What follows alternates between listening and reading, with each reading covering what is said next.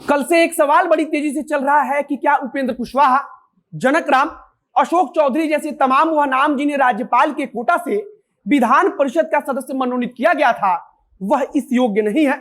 यह सवाल इसलिए भी और महत्वपूर्ण हो गया है क्योंकि पटना उच्च न्यायालय के अंदर इस मामले पर सुनवाई भी शुरू हो चुकी है। जिनकी तरफ से याचिका दायर किया गया है, उनका कहना है कि संविधान के अनुसार राज्यपाल के कोटा से जो लोग विधान परिषद के सदस्य मतलब कि एमएलसी चुने जाते हैं, उनके लिए कुछ खास शर्त है। याचिका दायर करने वालों ने पटना उच्च न्यायालय से कहा है कि भारत देश के संविधान के अनुसार साहित्य के क्षेत्र से जुड़ा हुआ कोई व्यक्ति या फिर कोई कलाकार या फिर कोई सामाजिक कार्यकर्ता, वैज्ञानिक या फिर सहकारिता के क्षेत्र से जुड़े हुए खास व्यक्ति को राज्यपाल द्वारा मनोनीत किया जाता है।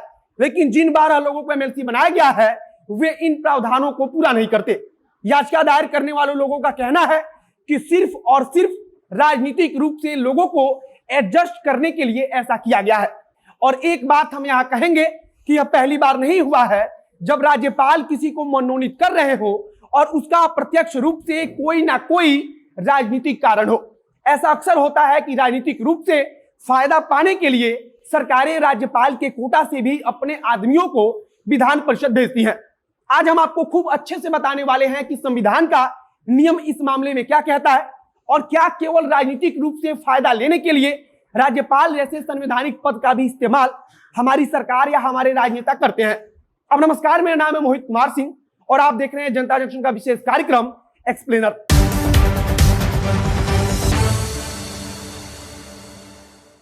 इस बात से शायद हम लोग भी सहमत होंगे कि कई बार हमारी सरकार अपने फायदे के लिए संवैधानिक नियमों को भी ताक पर रख देती है और इसके कई उदाहरण है।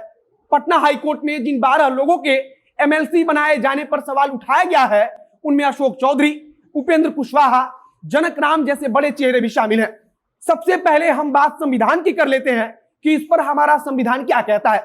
शुरुआत करेंगे विधान परिषद का जिक्र और इसकी शक्तियों का व्याख्या संविधान में कहां है वहां से।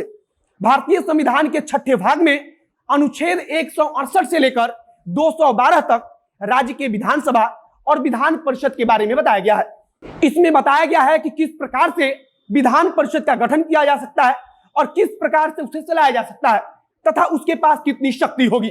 किसी भी राज्य की विधान परिषद को आप आसानी से समझने के लिए केंद्र के राज्यसभा से तुलना कर सकते हैं। हालांकि कई मामले में यह दोनों एक दूसरे से अलग हैं, लेकिन कई मामले में यह एक दूसरे के समान ही काम करते हैं। राज्यसभा में भी राष्ट्रपति द्वारा कुछ सदस्यों को चुना जाता है जो किसी विशेष कार्य क्षेत्र से ताल्लुक रखते हैं और ठीक इसी प्रकार से राज्य की विधान परिषद में राज्यपाल उन लोगों को चुनता है जो किसी विशेष कार्य क्षेत्र से ताल्लुक रखते हैं। विधान परिषद को कब संवैधानिक मान्यता देना है और कब खत्म करना है, इसका फैसला संसद के पास होता है और अंतिम फैसला राष्ट्रपति के हस्ताक्षर के बाद ही लागू होता है। इसमें राज्य का विधानसभा अपना सुझाव दे सकता है। विधान परिषद के सदस्यों की नियुक्ति के संबंध में कई सारे प्रावधान किए गए हैं, जिसमें राज्यपाल कोटे से मनोनीत सदस्य भी शामिल हैं। हालांकि राज्यपाल किन व्यक्तियों को मनोनीत करेंगे, इसका भी व्याख्या संविधान के अंदर अच्छे से किया गया है। संविधान के अनुसार राज्यपाल जिन व्यक्तियों को मनोनीत करेंगे, वे संबंधित राज्य के साहित्य, कला, विज्ञान, सहकारिता या फिर समाज सेवा से ताल्लुक रखते हो और उन्हें अपने कार्य क्षेत्र का व्यापक अनुभव तथा ज्ञान हो। राज्यपाल द्वारा नामित जो सदस्य होते हैं, उनके लिए जरूरी होता है कि वे विधान परिषद के संबंधित राज्य के निवासी हो। अब सवाल खड़ा हो रहा है कि क्या राज्यपाल ने जिन 12 सदस्यों को बिहार विधान परिषद के लिए मनोनीत किया था, वे संविधान के नियमों का पालन कर रहे हैं। उपेंद्र कुशवाहा के बारे में बात करेंगे तो यह बात हर एक व्यक्ति जानता है कि वे नीतीश कुमार के बेहद करीबी हैं और राज्य के एक सक्रिय राजनेता हैं। इसके अलावा और भी जो नाम है, वे भी इसी प्रकार से राजनीति के खिलाड़ी हैं। जो याचिका दायर किया गया है, उसमें इस चीज का जिक्र है कि जो सदस्य चुने गए हैं, वे किसी राजनीतिक पार्टी के किसी पद पर बैठे हुए हैं, तो कोई कहीं का अध्यक्ष है। पटना उच्च न्यायालय ने राज्य सरकार से यह भी पूछा है कि जो एमएलसी मनोनीत किए गए हैं, उनमें से क्या कोई राज्य में मंत्री भी है। जिन 12 सदस्यों को राज्यपाल ने मनोनीत किया है, उनमें उपेंद्र कुशवाहा, अशोक चौधरी, जनक राम, संजय कुमार सिंह, डॉक्टर रामवचन राय, संजय सिंह, निवेदिता सिंह सहित तमाम सदस्य शामिल हैं।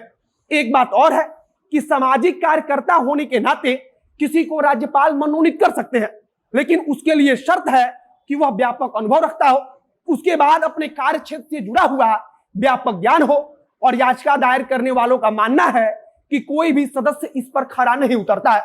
अब आगे पटना उच्च न्यायालय क्या फैसला देता है यह देखने वाला होगा, और यह भी महत्वपूर्ण होगा कि अगर राजनीतिक पार्टियां अपने फायदे के लिए संवैधानिक पदों का इस्तेमाल कर रही हैं तो क्या उस पर आगे लगाम लगेगा।